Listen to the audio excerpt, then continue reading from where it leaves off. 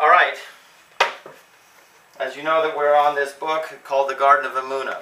I wish it was a garden, and I keep trying to picture it all the time, that it should be a garden, and I'd like it to be a garden, and we all want it to be a garden, okay? And here comes the main test, okay? We're starting with, we're in the area in this book that has to do with all of the tests of Emunah. Like we say, what is Emunah, first of all? And it's great that we get it really this time of year, because we're getting close to Rosh Hashanah and Yom Kippur. So we would like to really focus on Emunah. More like the novel, the Chiddush that I had this week was Simcha, joy. Imagine that being your tikkun. Imagine that being the place where you're going to grow this Rosh Hashanah. So, Emunah would be the first thing. And we say Emunah is the three concepts. The three concepts you must hold on to constantly. And we get so sidetracked so much. One of those concepts is, yes, God is orchestrating every single thing in your life to the most smallest detail. Concept number two, it's all for good. Yes, God loves us. He wants us to grow. It's a hard one, because sometimes I hear myself saying, God, you want to kill me, right? And I quickly got to whisk that thought out of my mind, okay? And then the third concept is, if you can't see the good in it right away, you have to know it serves a purpose. There is a usefulness. There is a bigger plan that this is working towards fulfilling, okay? So now we're on one of the biggest tests. Right into the ring, folks. It's called, that's right, Shalom Bayit. Okay? So Shalom Bayit, peace in the home, which is one of the most challenging things. And maybe some couples could be over it. They went through their tests. Thank God. But not a lot of people. And everybody has challenges all along the way. And if you've grown and developed in maturity, so then it's definitely a lot smoother ride. Thank God. But sometimes it's not. So the information that we're now going to go through, if you are no longer tested in this area, thank God you have such a peaceful home. You know, Baruch Hashem, thank God. You could use the information for other people. Because really, you know, it's tough here. I've got the... I've got women here online, and really, mostly, this is tough, okay? It's mostly for men, believe it or not. The way we always look at it is this. The Torah, if you look at the Torah, it's only obligations. It's not a list of a Bill of Rights. It's not like your Constitution, where it's rights. It doesn't speak about rights in the 5 books of Moses. It speaks about obligations. Meaning what? What is your obligation right here and now in this X situation, whatever that situation is? What is it? What is your obligation? What is my obligation right here and now? Why do I say this? Because soon you're going to be reading these things, women, right? And you have to know a lot of this is going to be thrown on the man, and that's where it's dangerous. Why is it dangerous? Because you're going to be saying, Rabbi Cohen says you have to do this. You should be doing that, right? And that's not what the Torah is about. The Torah is about what your obligation is, and then what the husband's obligation is. He has to focus on his obligations. You can't start focusing on his obligations, and he can't be pointing the finger on what your obligations are. Each person has to fulfill their obligations. And usually what happens is, it's always the other party that's not doing what they're supposed to be doing. I am Rabbi, I'm doing what I'm supposed to be doing. And it's usually always them that's not doing what they're supposed to be doing. Okay? What do you do in that situation? That's why Emunah comes in. Okay? There's a big difference between before marriage and after marriage. Okay? Outside the marriage, all of our relationships, and then inside the marriage after. Okay? So, here we go. By the way, I did some reading in the Hebrew text of this, and it just packed with many more punches than this English. This English is walking on eggshells. It's mommy sugar-coated, but it still gets the point. Okay, so we're on page 171, and it says Shalom Bayit, peace in the home. And it's entitled The Main Test. So the main test of a person's faith are in the home. The main test. With his wife and children. Notice how he's talking to a man here. Who unwittingly, the wife and the children, test his faith from morning till night. They make demands on his time, his money, and his nerves. Sometimes they frustrate and humiliate him. And never seems to be satisfied. So Emunah, this is for the man. Now also for the woman. Because what happens if the guy... one second, I'm looking at here the stream here. Okay, so you know, the women also has to have the Emunah, okay? Because the real big question is, okay, you're going to read this stuff. Okay, my husband, okay, Rabbi, how do I get my husband to do X, Y, and Z, right? We'll work on that, okay? But in any case, the man comes home and he's got his wife, his kids, or whatever is going on, and it is a test of Emunah. The challenges of marital relationship require a higher level of Emunah than difficulties outside the home do. While the person can avoid friction and confrontation on the outside, it's difficult, as we know, to escape trying situations at home. Furthermore, a person can change his friends and associates a lot easier than he can change his spouse, right? Hey, you could leave the job.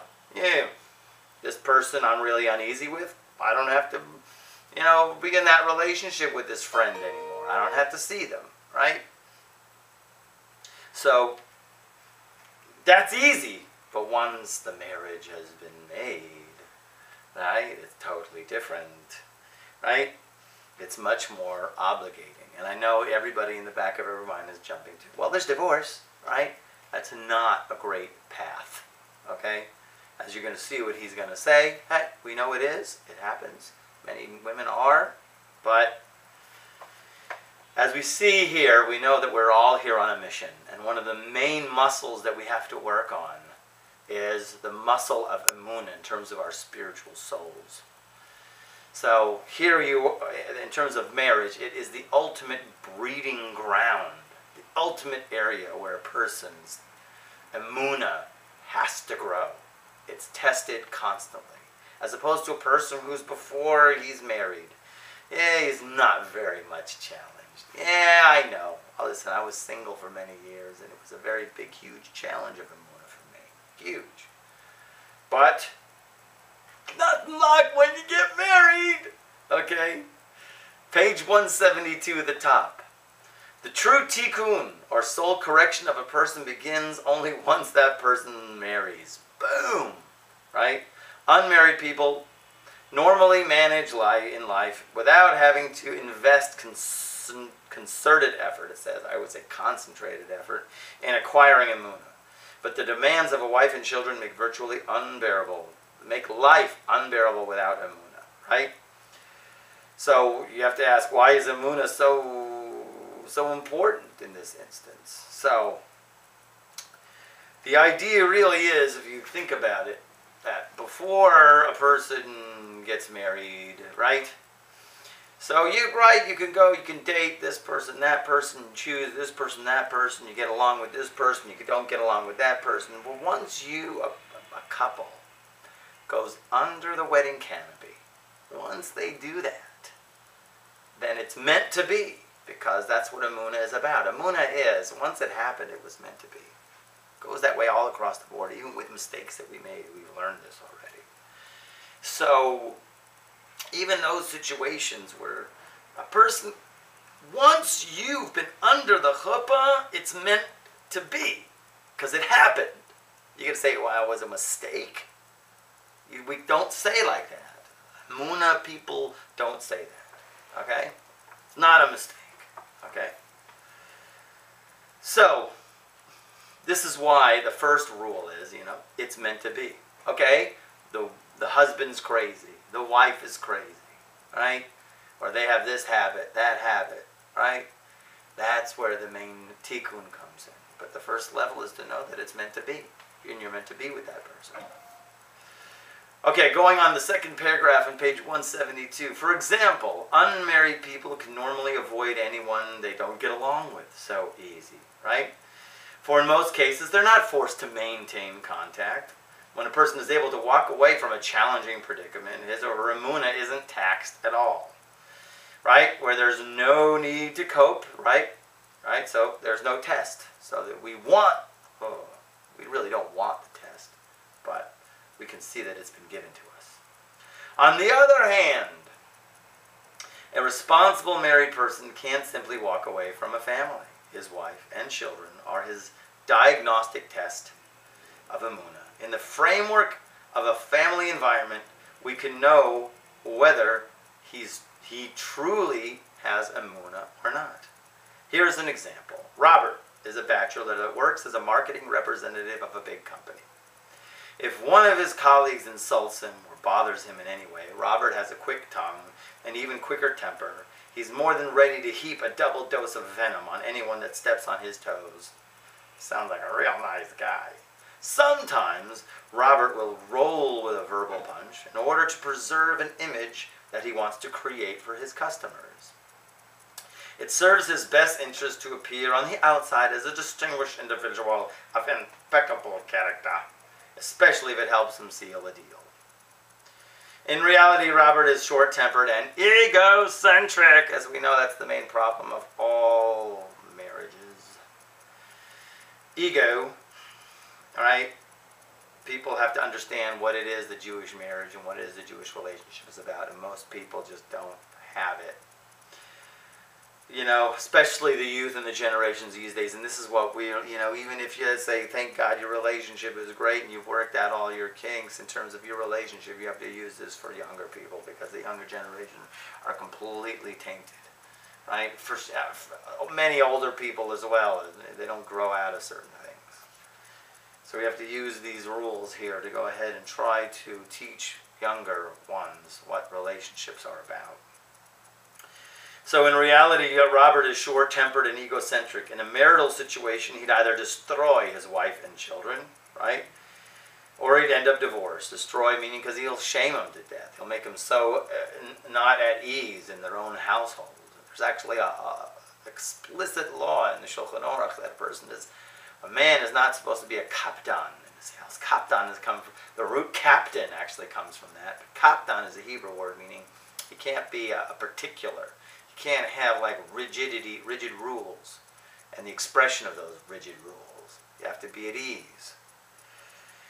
Right? So this guy, who's a big ego guy, right, short-tempered and egocentric, to avoid either of these two dismal fates, he must learn Emunah. Otherwise, he'd never pass the test of a family. So obviously, Emunah sounds to be, the way that we look at it is almost like a tree, and it has many branches to it. Emunah is, this is what God has given me. It's for my good. And it's for a huge purpose. So the question is then, all of the different branches of this tree that need to be dealt with, obviously, like ego, temper, are you patient, right? A married person, now here's the real rule, the big Torah rule. A married person should be a giver, not a taker. Incessantly, he must provide for the needs of his dependents, listen to their troubles, and grant them time, attention, and understanding. To perform the task of a giver, a person needs to be calm and composed. Without Emunah, which is inner peace and composure, right? Inner peace and composure are utterly impossible. So if you know all of everything when you come walk in the door of your house, it's all coming from God, right? An unmarried person can wear an artificial smile and convince the world that he or she is happy and fulfilled. But after marriage, the true measure of a person's happiness is revealed, especially when he has to brighten up his household with joy and confidence. A husband can't possibly make his wife and children happy when he himself is miserable. There you go. Happiness. Imagine that being your New Year's resolution for Rosh Hashanah. I am going to become a happier individual. Because you need Emunah, though, to have happiness. A husband can't possibly make his wife and children happy when he himself is miserable. True happiness is impossible without Emunah. And marital life is a key testing ground for Emunah. In other words, if you know, that's where the real arena is. This is where the big points are scored. You remember the parable that I gave you guys a long time ago about the dark mountains? The person who was poor and he had to travel to the dark mountains because it was said that in the dark mountains, the diamonds and the rubies and the pearls were right on the ground, just to pluck for free. Right? So he goes to the dark mountains and he ends up mixing with the people there because there's a civilization in there, and everything that they trade and do commodity with is rags. Right? So what happened? He comes back after collecting a lot of rags, and his wife says, "You went for 2 years and I'm scrounging for you to collect rags. Thank you very much." Thank God he had to Jimmy shank his wagon that he went with a diamond, pulled that out, and he had enough to live with, because we just want to be Hollywood-like and make the story a happy ending. Imagine that if he didn't fit me to fix his wagon with the diamond. Okay? Right? So the idea was this world versus the next world. Right? That the dark mountains is this world, believe it or not. The diamonds and the rubies are the mitzvot, but the biggest diamond of all is the mitzvah of Emunah. It's the foundation of everything. Holds the key to everything. So to come all the way to this world and not work on Emunah and not cherish the opportunities, the rich opportunities for having Emunah, right, is a fantastic thing. So therefore, here we are, our soul is in the dark mountains, and marriage, thank God, okay? Thank God. I have a wife that does this and tests me all day long. My kids are Veltachayas, right? Maybe they're not Veltachayas, okay? Maybe in your perception they're Veltachayas. Veltachayas means animals, wild animals. In any case, of course, we all know that they're just darling little angels. All right. So an unmarried person can wear an artificial smile and convince the world that he or she is happy and fulfilled. But after marriage, the true measure of a person's happiness is revealed. Right? We did this paragraph already, especially when he has to brighten up his household with joy and confidence. A husband can't possibly make his wife and children happy when he himself is miserable. Again, true happiness is impossible without Emunah, and his marital life is a key to testing ground for Emunah. So here's where we get to the situation where the women, you got to kind of like, you're going to have to erase this in your future memory thing, because you cannot even have it in the back of your mind. But it's for the men that when it says in Bereshit, right, and God said in Genesis that when let me make man, and and He made man, and He says it's not good that man is alone. I need to make a helpmeet for him. So I mean to make a helpmeet for him, and then He created Eve.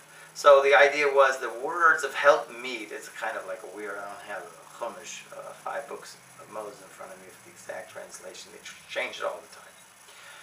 Helpmeet in Hebrew means ezer kenegdo. It's 2 Hebrew words. Ezer means help, and kenegdo literally means against. Help against.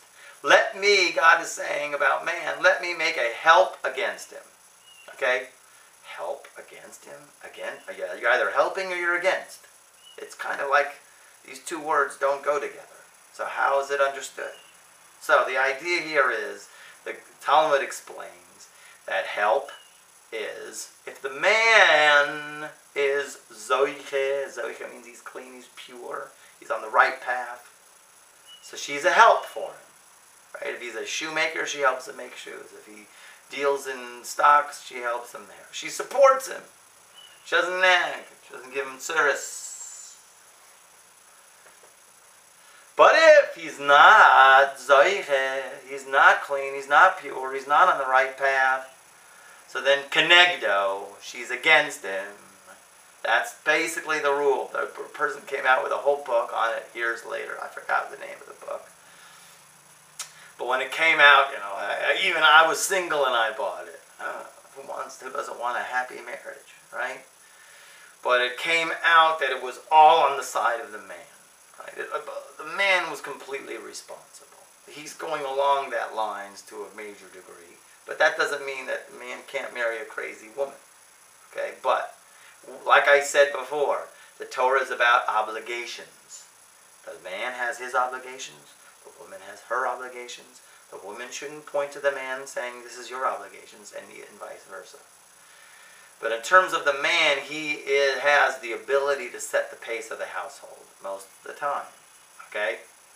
There could be, of course, there are exceptions to all of these rules. But basically, if the man is a man, he should be setting the tone of the household, right? And therefore, here, one second, people are giving me a chat thing here. I just gotta, ooh, look at me, I'm there. Okay, hang on. I don't know how to make the picture bigger, okay? But maybe you guys can talk amongst yourselves. Talk amongst yourselves. I'm so verklempt. Okay. And so in any case, I don't know how to make the picture bigger. Good. So here obviously is really what we're talking about is the man, and the man has to be on the level and do what he's doing. If the man is doing what he's doing, I think that's like 80% of the work. Okay? The woman has what she has to do. Okay? We'll talk about her obligations. Okay? Relationship on the third paragraph on page 173. And okay, relationships outside the home, especially in the norms of modern society, are based on mutual advantage. This is where it's very important to get this. Okay? Mutual advantage, scratch my back and I'll scratch yours, is the type of thinking that indicates costumed, self-serving relationships that are designed to attain money, fame, dignity, social standing, advancement, and recognition. Okay? It's okay to have that outside the home. Everything's give and take, there's business. Okay? But at home, a person removes the mask of self-serving diplomacy and acts naturally. Right? If he lacks Emunah, he'll hate giving without getting. Right? Such a person will surely have tension at home, to say the least. Right? If he desires shalom bayis, peace in the home, he'll have to learn Emunah. Now, the idea here is, and the main thing in terms of a Jewish home, we call the word ahava. Interesting word. Ahava is the word for love in Hebrew. It has two letters inside the middle of it. You have aleph, hey, vet, hey. So two little letters in between is hav. Hav means give. Okay? So ahava, the center of ahava, the middle idea concept is giving.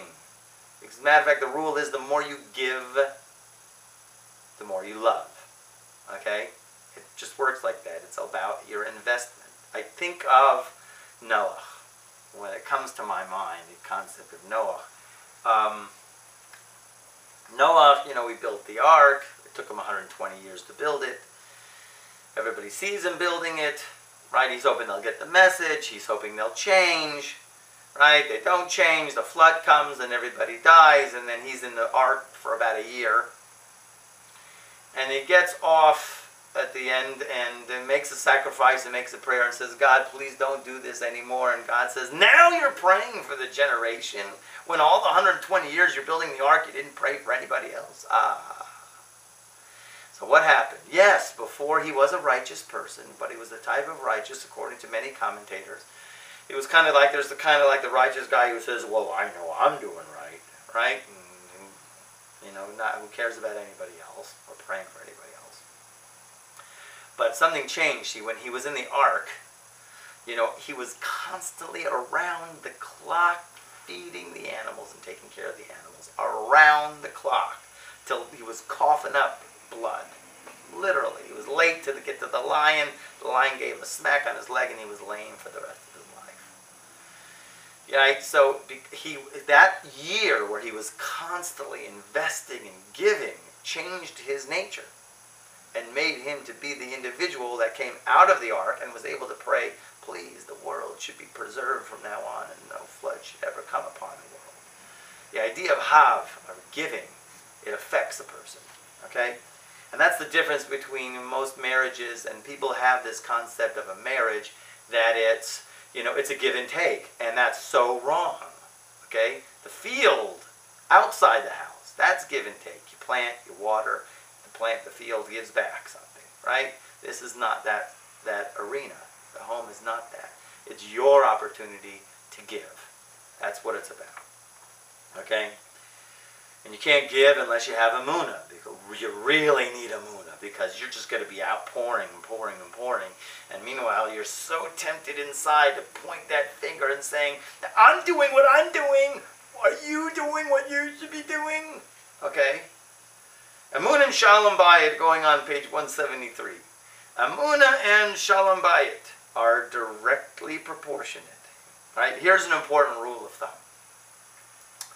A person's Shalom Bayit, peace in the house, is directly proportionate to his measure of Emunah. Now, isn't that an unbelievable line? The higher the Emunah, the more peaceful the home. What? Right? Shh. I don't know, man. I'm trying. Sometimes I feel like, my Emunah is high, The money for the bills are going to come, And sometimes my family isn't quite on board with that, right? What's wrong? Maybe because my Emunah isn't really solid enough. Maybe I'm just fooling myself. Huh?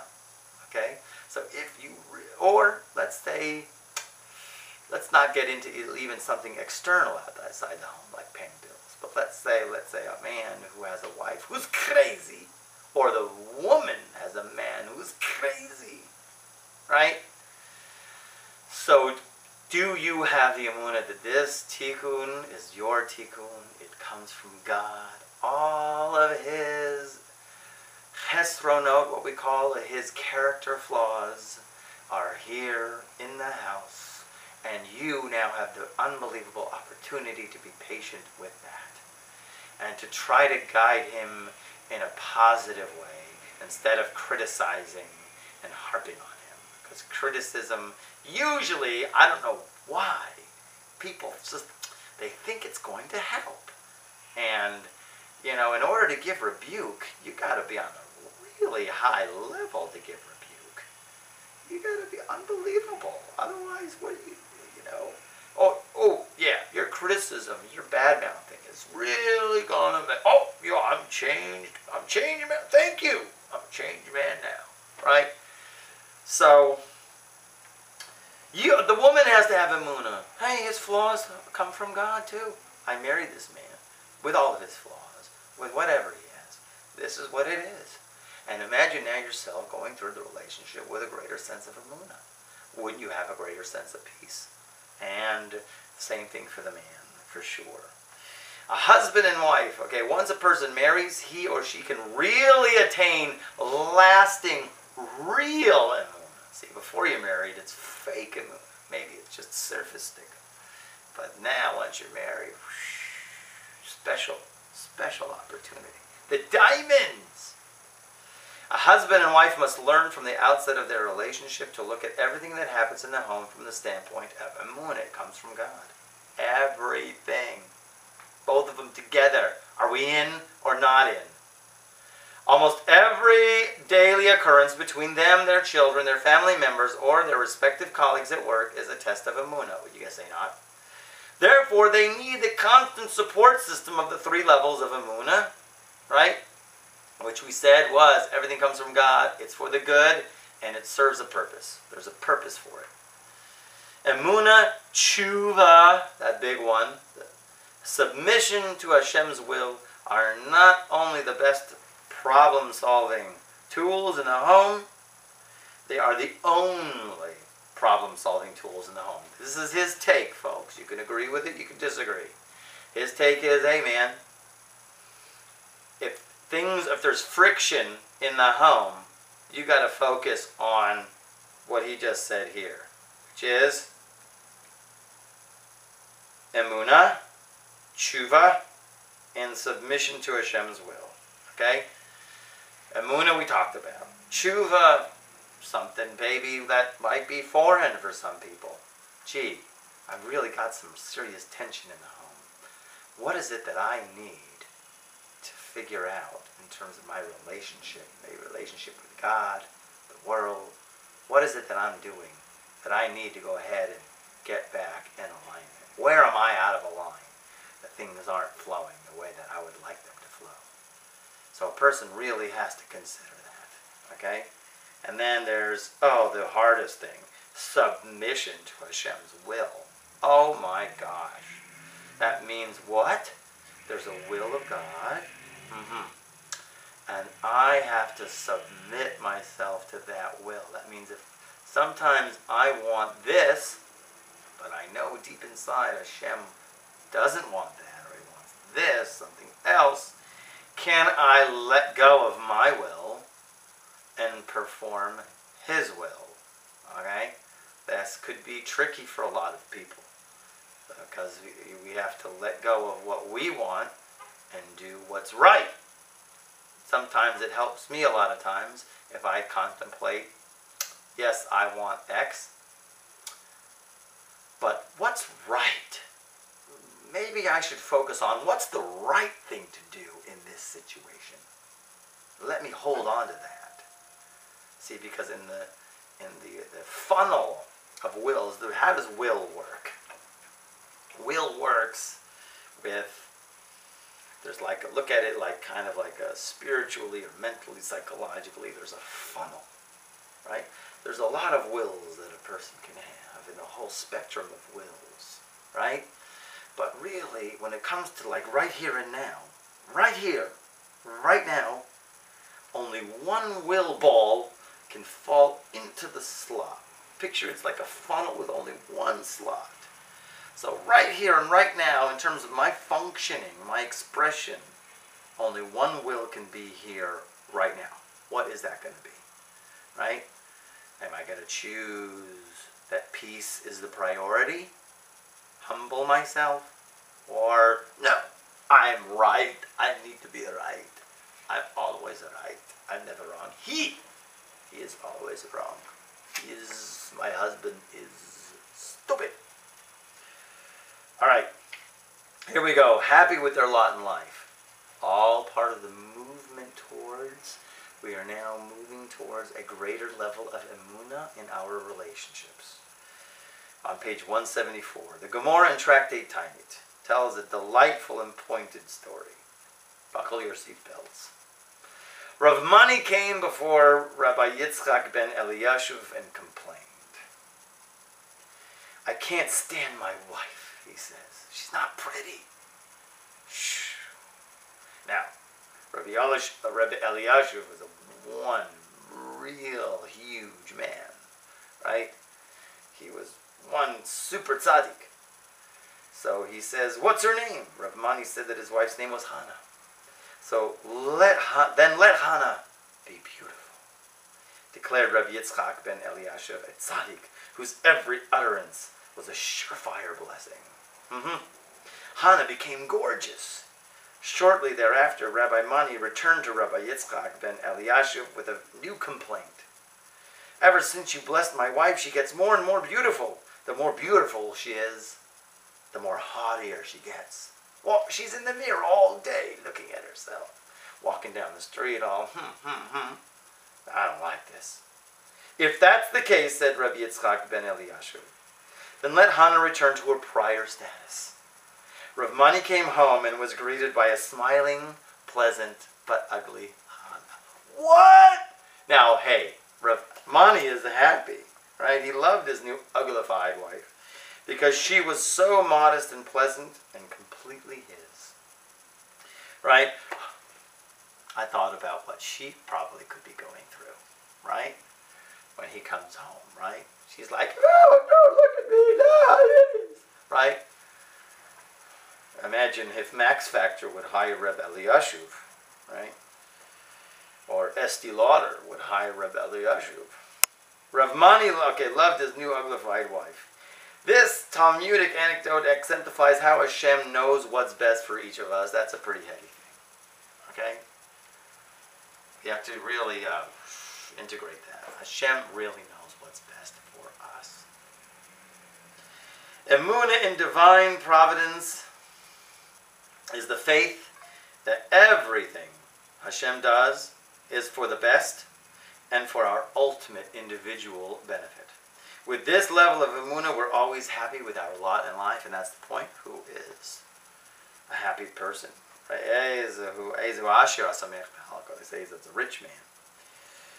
Knowing unequivocally that even life's deficiencies are the product of Hashem's personal intervention in our lives for our ultimate good. Hashem gives each of us what we need to attain our soul correction.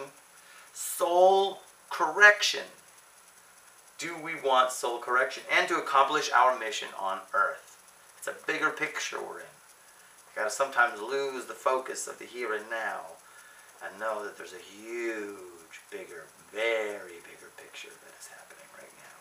Contrastingly, a person without Emunah has endless complaints. The wife blames her husband for all her troubles. The husband has nothing but complaints and criticism about his wife, and is positive that she is the root of his suffering. Understandingly, their household is a pressure cooker. Their children undoubtedly harbor an assortment of emotional maladies. Such a couple flunks the test of Emunah. Consequently, one's entire livelihood, happiness, personal welfare, and the welfare of one's spouse and children all depend upon Emunah. Because what happens is, if you have Emunah, things flow. Divorce. Okay, we have a few more minutes here. Yeah, I wanted to get to the main thing, though. Oh, man, it's way, way later. Divorce, page 175. This section is a must for those who desire true peace in the home, as well as for those who are contemplating divorce or about to be divorced. If you are divorced already, then this section will help you to plan and manage your life from now onwards. One of this generation's eldest and wisest spiritual leaders said that the alarmingly high contemporary divorce rate is a result of, listen to this, guys, I don't know if it's ever been put on internet before. The high divorce rate nowadays is a result of a pampered generation that doesn't realize that marital success requires hard work. That's right, that nasty four-letter word. Work! Okay? People think it's a given, right? I mean, really, this generation, do you think so? Oh, they pop into this relationship, they'll go into that one. New York has big problems nowadays, interestingly enough. There's so many singles, right? So the men think it's such a free market. You can date one night, date one another. It's a pick and choose and pick, and you keep going on and on and on and dating, and then the men don't want to commit, right? And the women, they're waiting for the guy to commit, and he ain't going to commit because he keeps shopping for something better. Terrible situation. You see there, obviously the crux is the man's willingness to commit, and of course Hollywood was probably the major destruction of that, because Hollywood dictates what's beautiful, right? So here we go. In that the one in the second paragraph of where it says in divorce on page 175, in the middle there, right? We also had our share of difficulties, misunderstandings, and quarrels. This is somebody quoting something, right? We also had our share of difficulties and misunderstandings and quarrels and the like, but we never considered the option of breaking up the marriage, he said. Our goal was to build a successful relationship. Imagine that being a goal. We were therefore prepared to invest the needed efforts to reach our goal. Had we lacked the patience and perseverance required in marriage, we wouldn't have reaped the fruits of sons and daughters, grandchildren and great-grandchildren that fill our lives with joy. Okay? But the bottom underline is you have to work on it. This section is aimed to correct the misconception that a good marriage is automatic. Couples with problems look at happy couples, right, as if the latter simply enjoy good fortune, right? It just came to them. How come I'm in a lousy relationship, right? That's far from the truth. It really isn't so. Even a marriage between two righteous people of impeccable character is plagued with its share of tension and disagreements. There are so many. You'd be amazed. Any human being must learn to compromise and sacrifice in order to make peace with the second human being, because as we know, it's Mars and Venus. It's when worlds collide. It's all of that. She comes from this planet. He comes from that planet. How can you get the planets together? Okay. Now where are we? All right. So I'm on page 176. Right? Many marital counselors teach that marriage is give and take. According to Hasidic and Jewish esoteric thought, it's only giving. Boom. That separates us from the psychologists. Okay? This is how we look at it, and this is our opportunity, and this is our obligation. Are you giving? Right? It's not about what's in it for me. He's not giving me. She's not giving me. I got a big rule. I showed you once a long time ago the swinging balls, right? I'll have to show it to you next week, because usually there's a big spiritual rule. Is when you want to get something, you have to give it. You want to get love, you give it. You give it in the way you want it. He's not affectionate enough with me. You be affectionate, right? Or he has she doesn't, I don't know, make my food or something. I don't know what, something ever. She doesn't treat me with respect. You treat her with respect. You give first. Okay. The Eye of Emunah, page 176. Since the purpose of creation is Emunah, we know that because it's all about connection to God, trusting Him. And the Creator wants each of us to fulfill our purpose. He therefore presents us with opportunities to learn and to develop Emunah. What greater opportunity? Marriage is the prime proving ground of Emunah. Therefore, by learning the principles of Emunah, one maximizes chances of success in marriage. So here you go.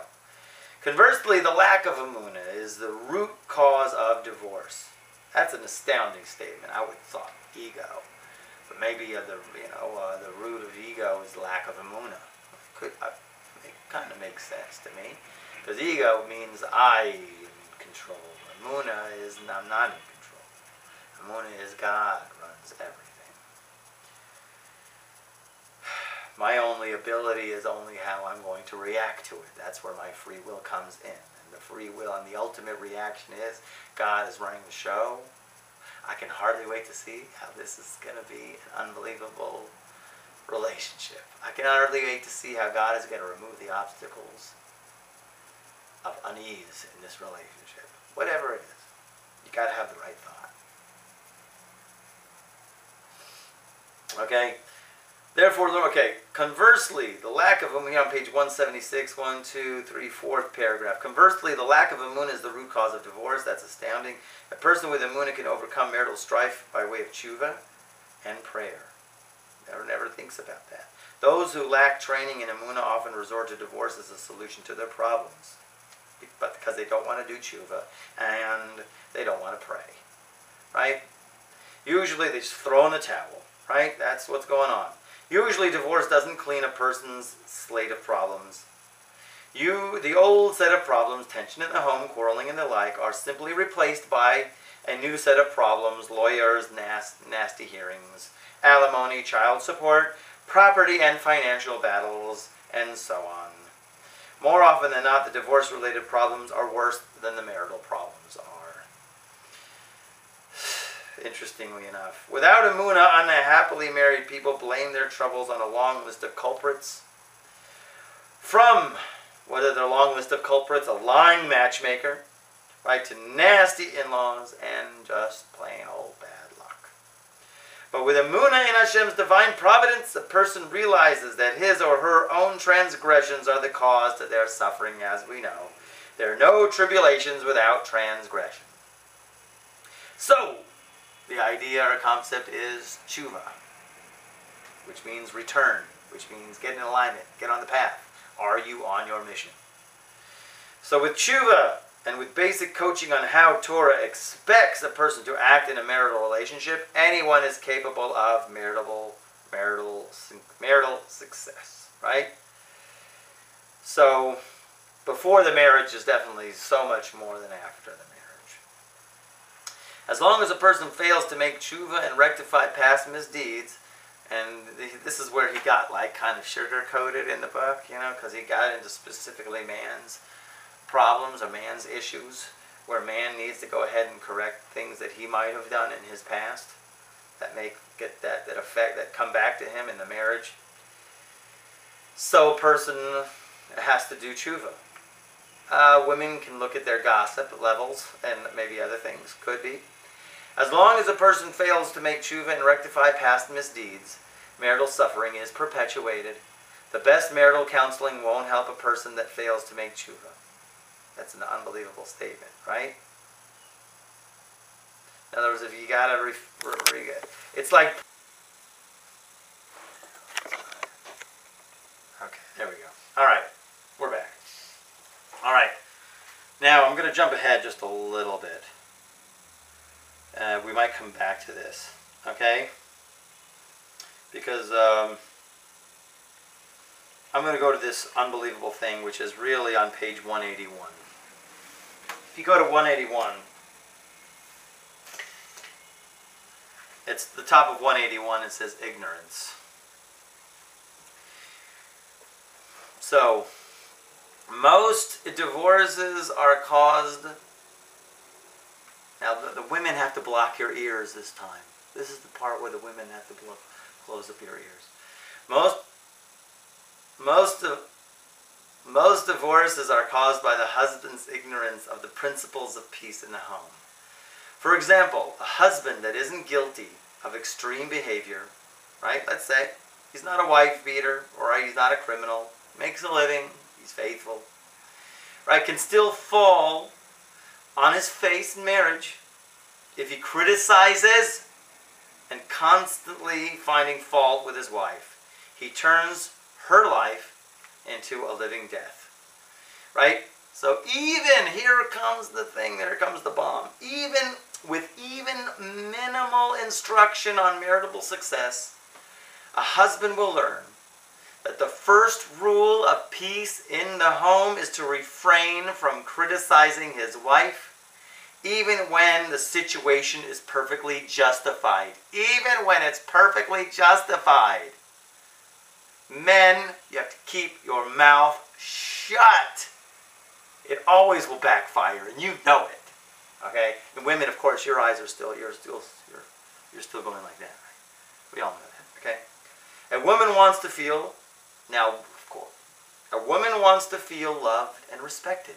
Criticism, even the slightest, does the opposite. Even worse, it makes a woman nervous and destroys her self-confidence. By criticism and finding fault, a husband destroys both his wife and his marriage with his own two hands. The author has saved untold marriages by coaching husband on this point alone. Unbelievable. It's so simple, right? You got to teach this to all the single guys out there before they get into a relationship. This is the formula. After criticism, here comes rule number 2. After criticism, the second culprit behind an unhappy marriage is the husband. This is so basic. So many marriages were destroyed because of this. After criticism, the second culprit behind an unhappy marriage is the husband's unwillingness and or impatience to listen to his wife. Listening is one of those things that comes with a marriage. Yes, you have to sit You have to listen, and you can't fake it. You can't be reading in the newspaper. You can't be occupied on your cell phone. You can't be like texting while you're doing it.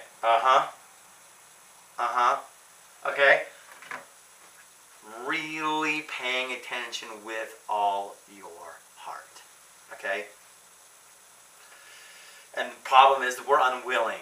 Either we come home, we're hungry, so the idea, obviously, for men who go out to work before they come home, you stop by and you get a bite to eat.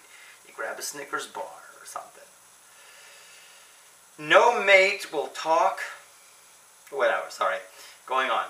With no mate to talk to or to share the burdens that weigh heavy on her heart, a wife is doomed to frustration and unhappiness.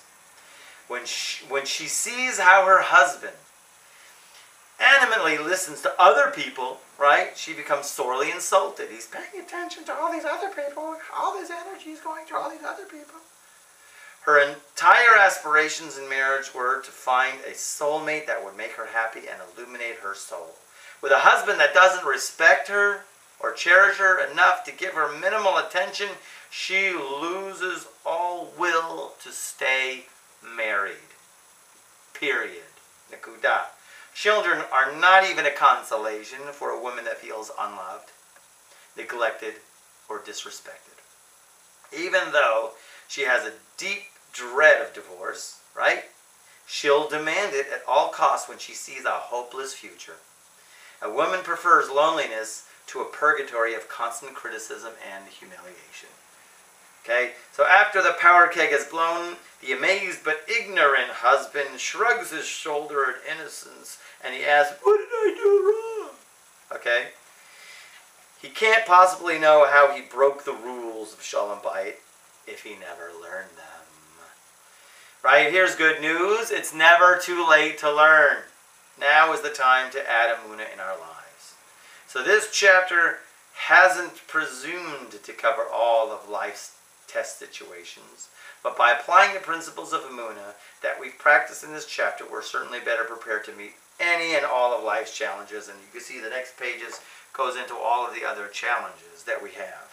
So in any case, in conclusion, okay, so what we have here is, yes, we know that the marriage is a pressure cooker. You're forced in a situation, and to make a tikkun, you're forced to make that tikkun. But you need Emunah, because Emunah, it puts you together. Because God put you together. He's the creator of the universe. He made the situation for you to go under the chuppah, right? So therefore it's meant to be. And then of course, the men, 2 rules, if you follow, right? By never criticizing and listening, simple methods, not too complicated, to listen and to mirror, then you're up. If not 100% there, at least 90% there. So, listen, in the meantime, God willing, we're going to meet next week. Be sure to stay tuned, and if you have any questions or comments, you can email me. By the way, I'm Rabbi Yaakov Cohen, of Director of Education of Torch. Please feel free to email me at ycohen@torchweb.com, ycohen@torchweb.com, and we'll be able to answer any questions. In the meantime, we'll see you next week with more. Bye.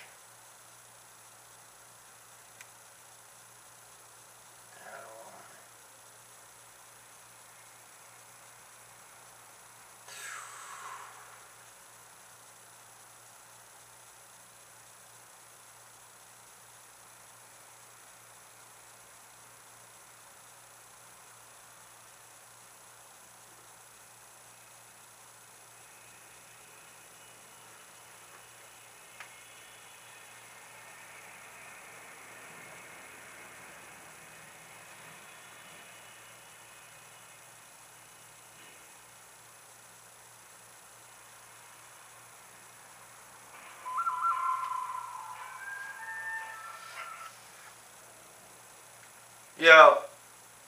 Hi, sorry to talk to you, but I was told to call you the second your class ended to see if you would be able to make it in for a meeting now.